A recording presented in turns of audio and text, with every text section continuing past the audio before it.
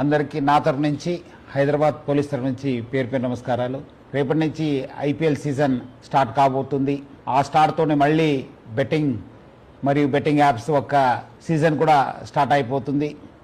అందరు కూడా తెలుసు, మనము గత సంవత్సరం స్టే నో టు బెట్టింగ్ యాప్స్తోని చాలా ప్రజా ఉద్యమంని నడిపించడం జరిగింది. దాని సక్సెస్తోని ఒక బిల్ కూడా రావడం జరిగింది.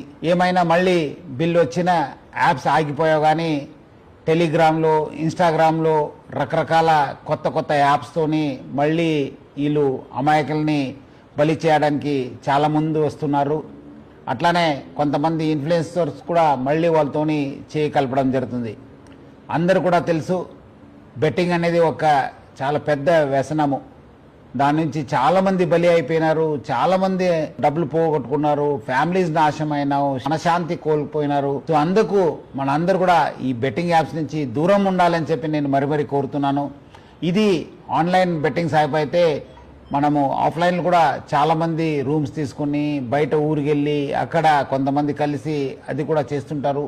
వాళ్ళపైన కూడా మనం నిఘా పెట్టడం జరుగుతుంది. సో అందుకు హైదరాబాద్ పోలీసు మనము ఆన్లైన్ కాకుండా ఆఫ్లైన్లో కూడా నిఘా పెట్టాను. అంతకుముందు కూడా చాలామంది గ్యాంగ్స్ కూడా పట్టుకోవడం జరిగింది.